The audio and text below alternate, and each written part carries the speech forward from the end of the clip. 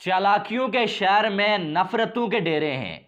यहाँ वो लोग बसते हैं जो तेरे मुंह पे तेरे हैं और मेरे मुंह पे मेरे हैं। ये शेर मैंने रमीज हसन राजा साहब की मुनाफकत के ऊपर और दोगलेपन के ऊपर जो है वो अर्ज किया है। आज जो बातें उन्होंने की हैं वो तो ठीक की हैं, लेकिन यही बातें पाकिस्तान की टीम आज से 1 साल पहले डिजर्व करती थी, जब रमीज हसन राजा साहब पाकिस्तान क्रिकेट बोर्ड के चेयरमैन थे।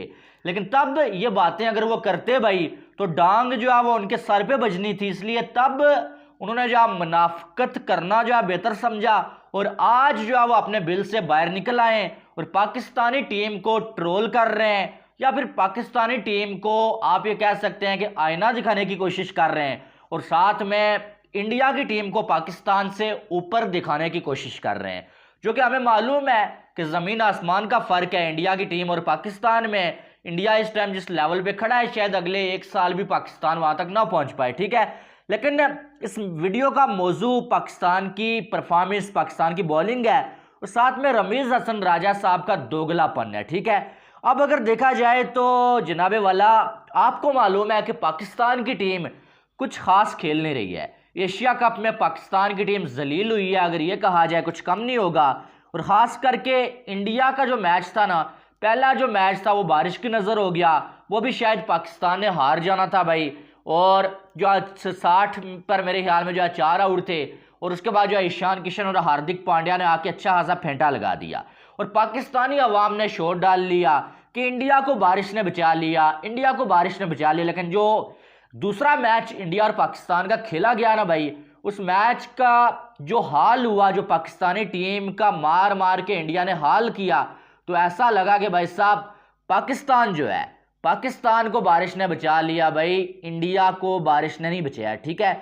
और इंडिया से वो जो मार पाकिस्तान की टीम को पड़ी है ना, खास करके पाकिस्तानी बॉलर्स को, ऐसा लगा कि उसके बाद पाकिस्तानी जो बॉलर्स हैं वो बॉलिंग करना भूल गए हैं। आपको थोड़ा सुन के अजीब लगेगा लेकिन हकीकत यही है मेरे दोस्त कि इंडिया वाले मैच से पहले बड़ी हाइप बनी हुई थी। हर बंदा कह रहा था पाकिस्तान की डेंजरस बॉलिंग है भाई, पाकिस्तान की दुनिया में जो वर्ल्ड क्लास बॉलिंग है, किसी के सब पास ऐसा बॉलिंग अटैक नहीं है।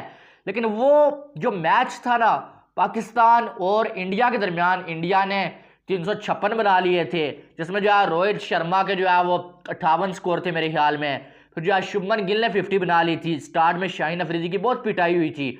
उसके बाद केएल राहुल के 122 स्कोर कम बैक पे, 122 नहीं 111, और विराट कोहली के 122 स्कोर। तो उस मैच ने पाकिस्तानी जो बॉलिंग है ना उसकी कमर तोड़ के रखती थी और साथ में पाकिस्तानी बैटिंग ने भी कोई तीर नहीं मारे थे। 228 से जो है वो पाकिस्तान को शिकस्त हुई थी, अगर मैं गलत नहीं हूँ। पाकिस्तान ने मेरे ख्याल में 126 बनाए थे, ठीक है।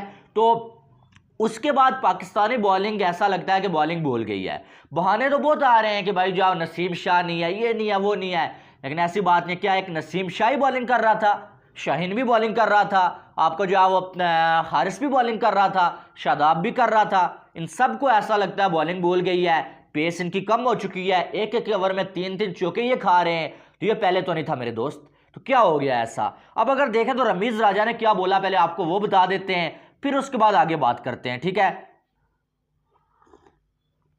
तो अब सुने, बड़े इत्मीनान के साथ बताता हूं आपको। रमीज राजा साहब ने ये बोला भाई कि जो पाकिस्तानी टीम है, पाकिस्तान को अगर वर्ल्ड कप में एक भी मैच जीतना है तो पाकिस्तान को हर मैच में 400 450 स्कोर बनाना पड़ेगा, तभी जाके पाकिस्तान ये मैच जीत सकता है। अदरवाइज पाकिस्तान की बॉलिंग किसी काम की नहीं है और इस बॉलिंग से आप ये उम्मीद ही ना लगाएं कि आपको जो है वो 300 350 स्कोर डिफेंड करके दे सकती है।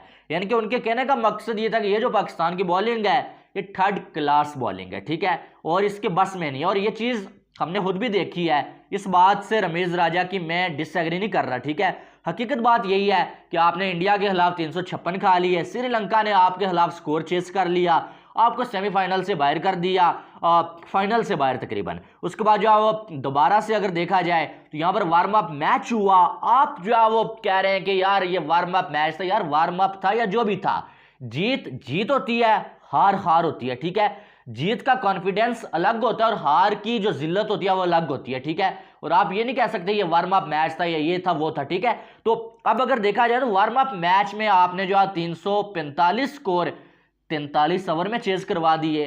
काहे की वर्ल्ड क्लास बॉलिंग है, मुझे तो फिर वो वर्ल्ड क्लास बॉलिंग वाली वाइब जो है नजर ही नहीं आई है।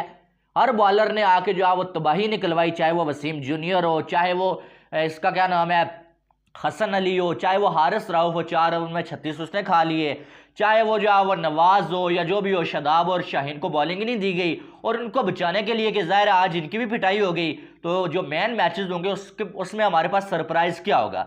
लेकिन सच्चाई यही है कि हमारी बॉलिंग की पिटाई हुई है। बैटर्स ने तो अच्छा किया, बाबर ने अच्छा स्कोर बनाया, रिजवान ने अच्छा बनाया, और ये तो वैसे ही बना रहे थे, जो फॉर्म में नहीं थे उनको बैटिंग तो दी ही नहीं है वार्म अप मैच में। तो ये तो हकीकत बोली है रमीज़ राजा ने बात। लेकिन अब मेरा जो कहने का मतलब है मेरे दोस्त वो ये है कि जब रमीज़ राजा पीसीबी के चेयरमैन थे तब कोई पाकिस्तानी टीम तीर नहीं मार रही थी, तब भी जो है बाबर आजम स्लो खेल रहा था, रिजवान स्लो खेल रहा था, पाकिस्तान जिम्बाब्वे के हाथों जो है जलील हो गया था जब रमीज़ राजा जो है चेयरमैन थे।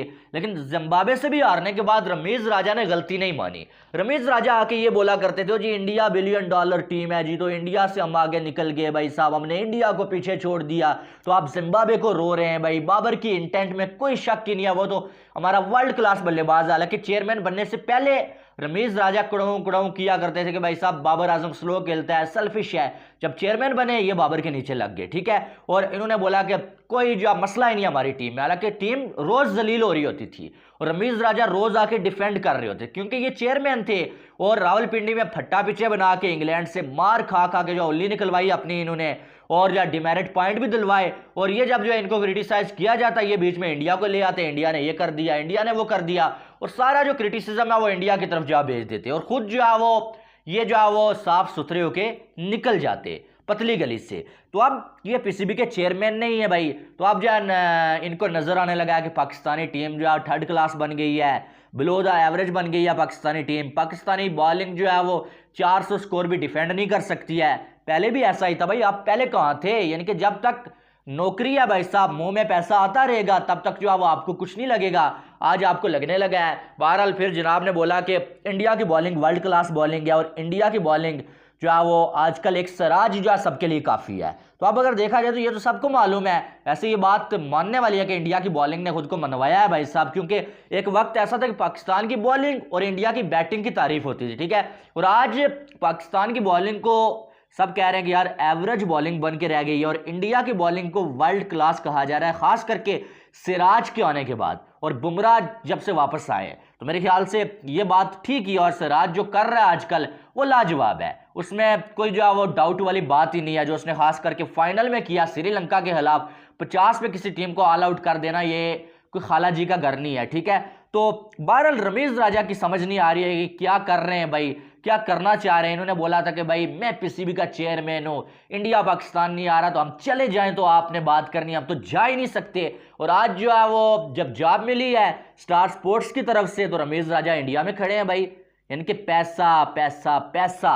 तो वो जो मैंने स्टार्ट में शेयर सुनाया ना, वो क्यों सुनाया आपको पता है, उसका जो मॉरल है वो क्या है पता है, वो ये है भाई साहब कि अब रमीज़ राजा साहब इंडिया में हैं तो इंडिया की बॉलिंग उनको अच्छी लगने लगी है। इंडिया की बैटिंग वर्ल्ड क्लास, हालांकि वो है, इंडिया की बॉलिंग पहले भी वर्ल्ड क्लास थी, बैटिंग पहले भी वर्ल्ड क्लास थी, लेकिन पहले यही रमीज़ राजा ये कहते थे कि $1 बिलियन टीम से हम आगे निकल गए हैं, और पाकिस्तानी अवाम को चूरन बेचा करते थे, चूना लगाया करते थे। और अब ये इंडिया में खड़े हैं तो अब जाहिर है, तो अब जो है वो इंडिया की बैटिंग इनको अच्छी लगने लगी है, इंडिया की बॉलिंग अच्छी लगने लगी है इनको। तो इसलिए मैंने ये शेर बोला था कि चालाकियों के शहर में नफरतों के डेरे हैं, यहाँ वो लोग रहते हैं जो तेरे मुंह पे तेरे हैं और मेरे मुंह पे मेरे हैं, ठीक है। तो आपको जो रमीज़ राजा के ये यू टर्न्स कैसे लगे वो आपने कमेंट बॉक्स में बताना है, अपनी राय लाजमी देनी है। बाकी वीडियो को लाइक भी करें और चैनल को सब्सक्राइब करें ताकि आने वाली तमाम अपडेट्स आपको बर वक्त मिल सकें।